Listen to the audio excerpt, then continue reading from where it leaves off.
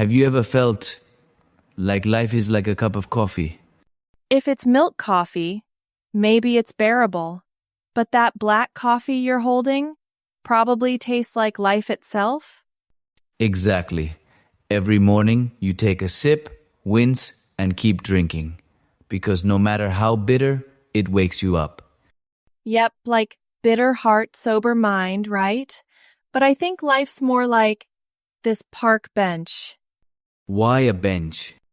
Because everyone sits down, tells a story, then gets up and moves on. The bench stays, just with new listeners. Nice one. Me, I'd be that tree behind the bench, watching people come and go and sometimes getting a branch snapped off.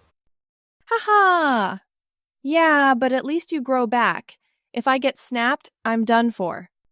Hey, do you ever get tired of pretending to be strong? All the time. Being strong is the longest role I've ever played.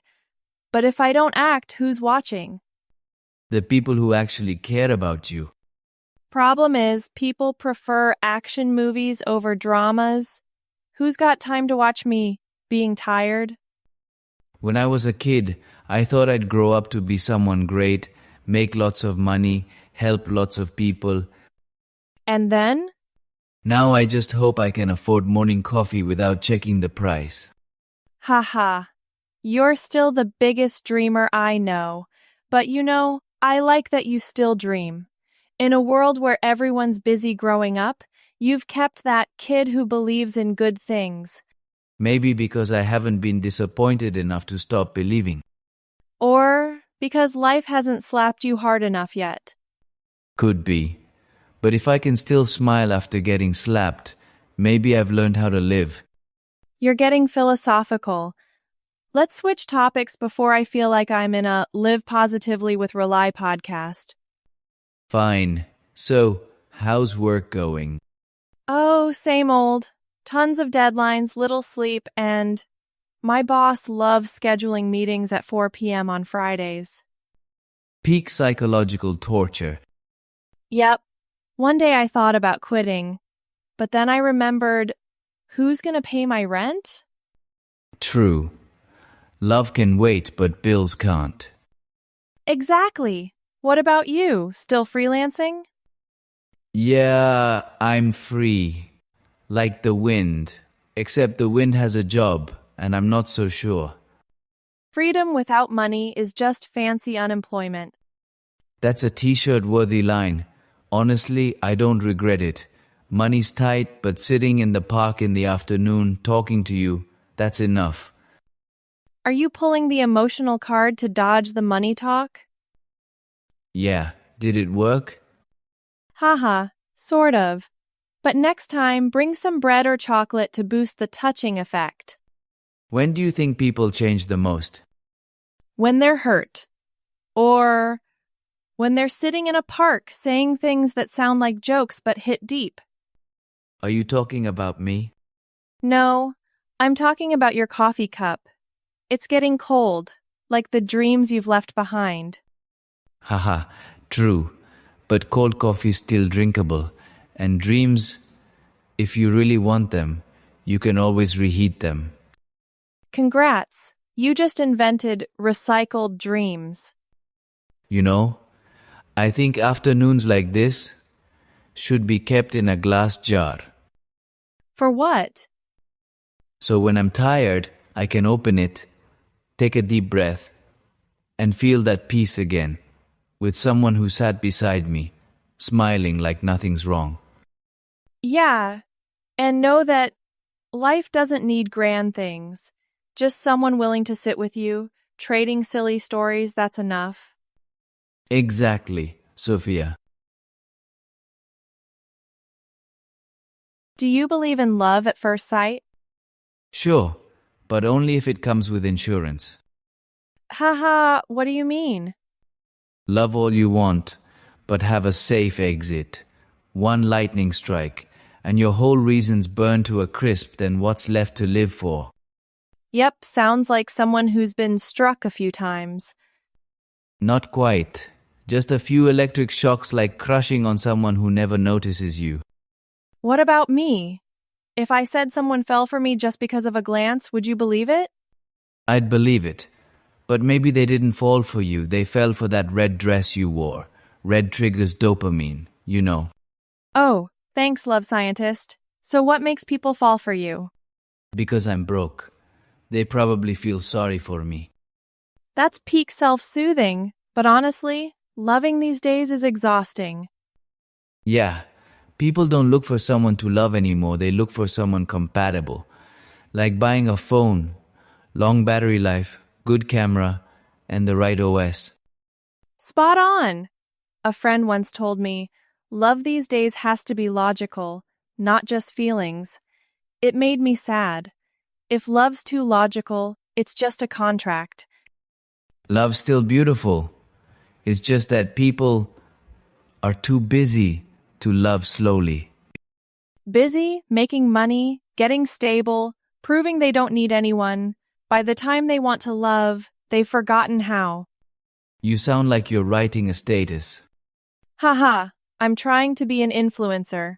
But Reli, do you think growing up makes us believe in love less? Nah, growing up just makes us stop believing in the wrong versions of love.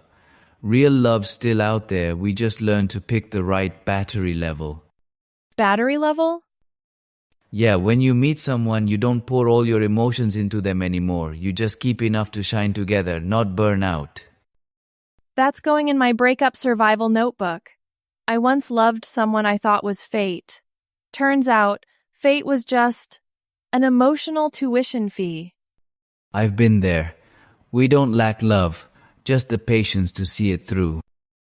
Or maybe we lack someone brave enough to stay when things stop being fun. Or we lack the version of ourselves that once believed love was enough. Look at them. I used to think holding hands was a lifelong promise. Now, I'm scared to hold anyone's hand, afraid they'll let go first. But if you don't hold on, you'll never know that warmth. True. But if you do, you might also feel the cold when the hand's gone. That's why love's a game for those who dare to feel both. I'm still playing, but this time I brought a jacket. Ha ha! You're the master of emotional metaphors. But Reli, do you ever think we're lonely because we know ourselves too well? Yeah. When you know yourself too well, it's hard to let others in. You know your weak spots and fear they'll touch them. Love's beautiful but exhausting. Still, having someone to think about feels better than having no one at all. I think having someone to talk to every afternoon like this, that's already being loved. You're dropping lines that'll keep me thinking till night. Good. At least you'll remember me till then. And I'll remember your coffee today, 'cause I accidentally took a sip. Ha ha. That's how love starts sometimes, with a stolen sip of coffee. If you drink the whole thing, it's a full-on saga. So, shall we sit here tomorrow and let me steal another sip? Sure, as long as you bring some steamed buns. Love can be a mistake, but hunger doesn't forgive. Haha. Deal. I'll remember. Reli, do you ever think, among thousands of people, we just need one who'll sit quietly with us, listening to these pointless stories? Yeah. And you know what? You're sitting next to that person right now. Reli, do you ever feel tired of chasing dreams? You're asking like I'm still chasing them. So, you gave up? No, just pausing to breathe. Like climbing a mountain, you don't keep going without resting. I'm just sitting, taking a breath, wondering why climb when you can admire the mountain from afar. That's why you're unemployed. Yeah, but at least I'm unemployed with purpose. Some people work their whole lives without knowing why. True. I used to dream of being an artist. Now, every day, I just paint Excel spreadsheets. It's art, but the art of endurance. The art of adulthood coloring with deadlines and instant coffee. Sometimes I think dreams are like kites. You run so hard at first, but when the string breaks, you realize you don't have the energy to tie it back. True, but you know, the string might break, but the wind's still there. You just have to learn to launch a new kite. You always say things that make people want to believe again. But Reli, do you still remember your first dream? Sure, as a kid, I wanted to be a storyteller. Sounds simple, but I loved the idea of making people laugh or cry with my words. Then you're doing it right now. I'm sitting here laughing and almost crying because of you. I accept payment in coffee or compliments. You just paid half, still owe me the rest. Fine, you're brilliant, funny, and you make people overthink. Happy? Good enough. What about you? What was your first dream? As a kid, I wanted to open a small bakery, selling pastries and chatting with customers. I imagined waking up early, the house smelling of bread, people coming in, smiling, and sharing stories. Now I wake up early to beat traffic and get to work. A dream stuck in traffic. But you know, dreams don't die, they just switch shifts. Meaning? You work for life during the day and for your dreams at night. Just don't forget the night shift. Nice. I'll remember that. But do you ever fear failure? Of course. Who doesn't? But if you stand still just because you're scared, failure comes even faster. Yeah. Like how I was too scared to post my first drawing online, afraid of criticism. Then one day, I did it. Guess what? Nobody even looked. Haha, at least no one criticized it. Exactly. And I felt so relieved. Turns out the worst thing isn't failing, it's thinking you'll fail forever.